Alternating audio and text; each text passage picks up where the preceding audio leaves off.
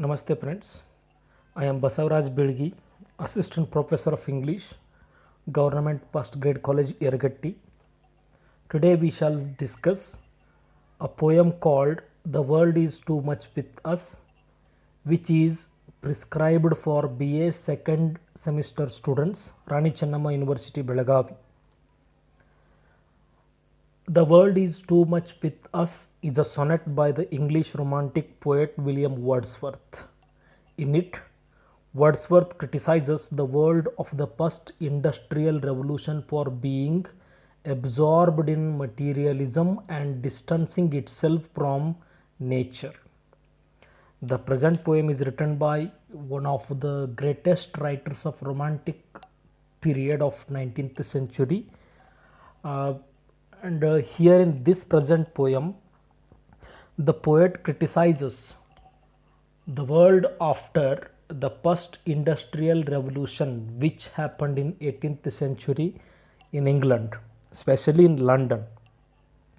He criticizes people for not looking at the beautiful things in nature, and he criticizes human beings on earth for not enjoying beautiful things in nature.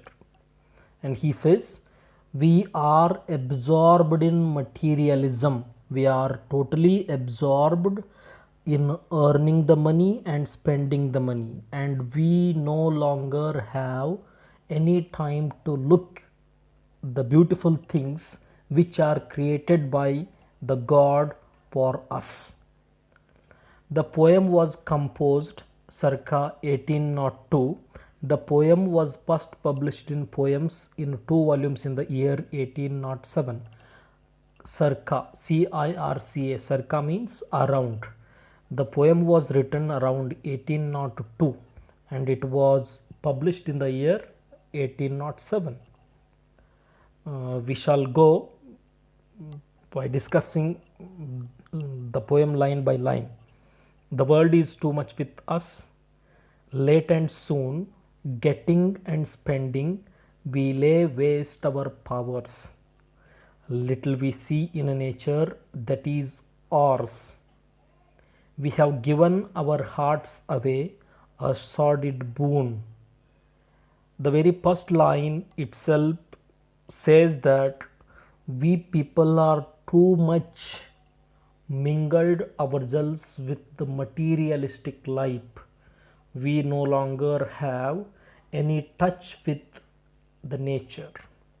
We have cut shorted ourselves from the nature, and because we are absorbed in our jobs, in our salaries, in our cars, in our homes, in our buildings, in our business, and we no longer are with the nature.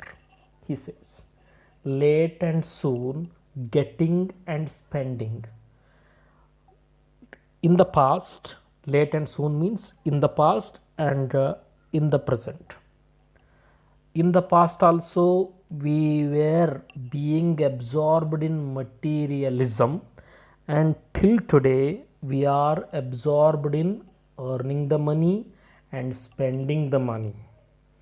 Getting and spending, what we do, we work for the whole day, and in the evening we are busy in spending that money.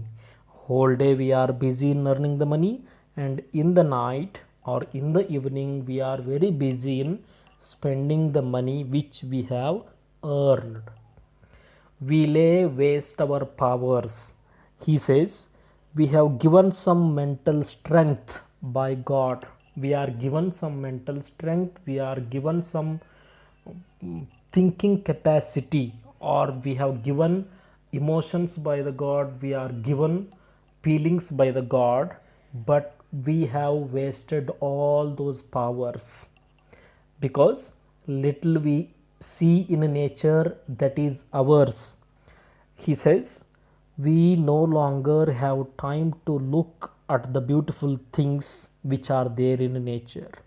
We don't have time to sit under a tree and enjoy the shadow of the tree.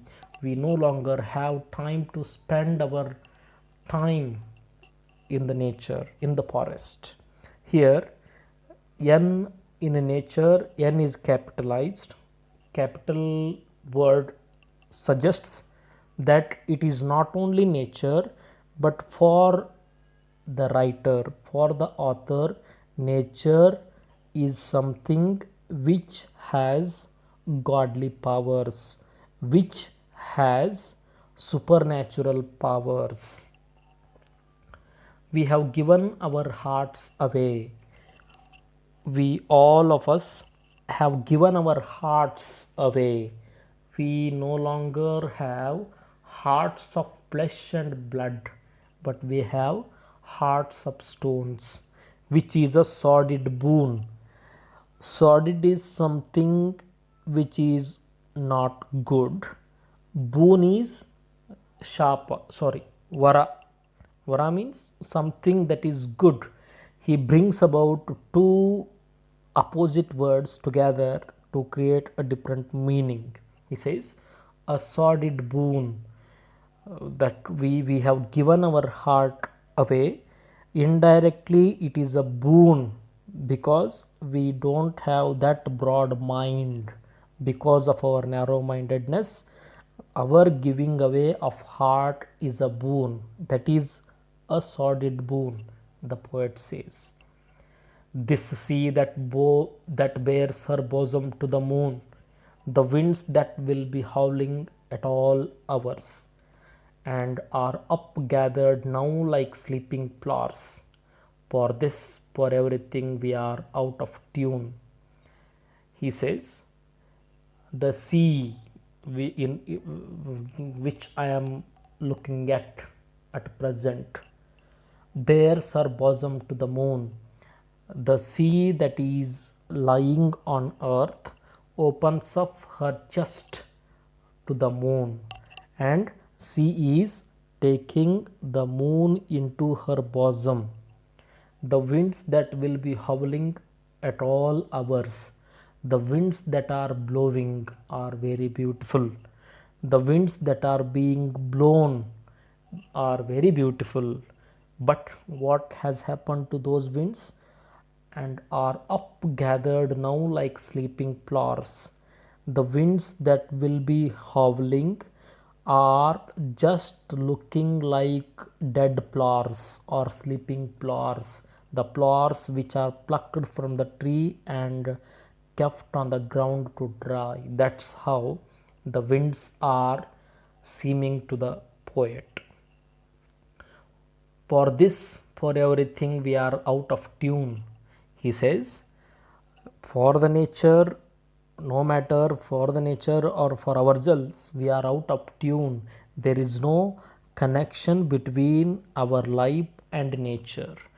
The connection, the umbilical cord which we had with nature is broken, is cut by our own acts. This is what William Wordsworth says. It moves us not. Nothing in nature or nothing on earth moves us. Moves means shake, or what? Shake our feelings. No beautiful thing can bring about us a moment in our heart. That's how our hearts have become hard. Great God, he exclaims, great God, God, you are great. I would rather be a pagan suckled in a creed outworn. He, in these two lines, regrets for being born in a religion, in a creed which believes in the existence of God and which believes that the entire world moves according to the orders of the God. And William Wordsworth, being a Christian, follows Christianity very strictly, but he is disappointed with the behavior of the people, and he regrets why he had born in a religion which believes in the existence of God, and he himself asks a question to the God, my God, why I would not, I would have I born in this religion, why I hadn't born in a creed which is outborn, he says. So might I, standing on this pleasantly, have glimpses that would make me less forlorn. He also says that today I am standing on this pleasantly, the patch of a grass, which is very beautiful and which brings pleasance, pleasant to his heart. And he says, had I born in a outworn creed, I would have enjoyed this passage of grass, and I would have glimpses that would make me less forlorn. I am very much sad today for the people's behavior, he says. I am very much concerned about the human troubles on earth.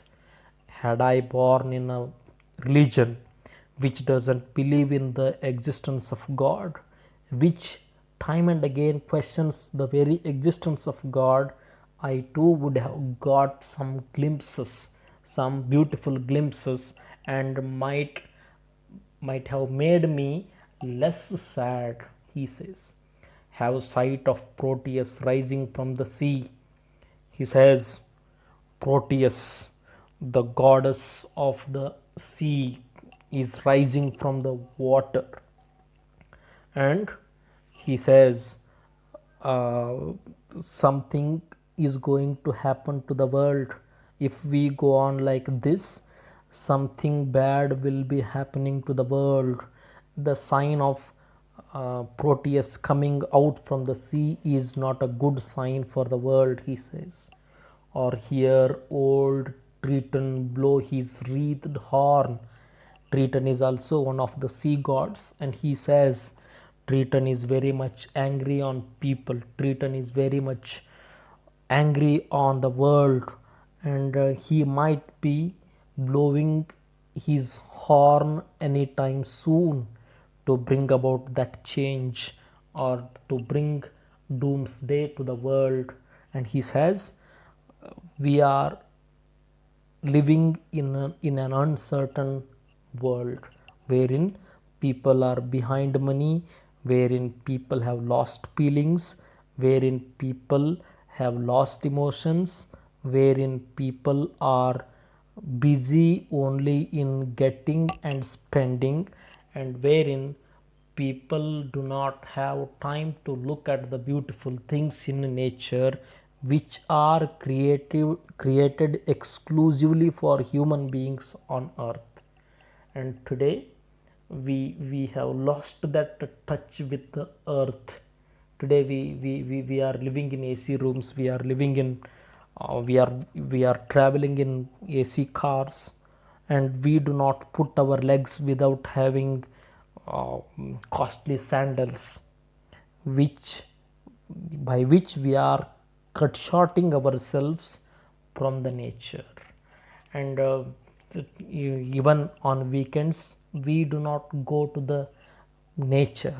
What we do, we sit in our homes, we lock ourselves, and we think of the things which we should do in the coming week to earn more and more and to spend more and more.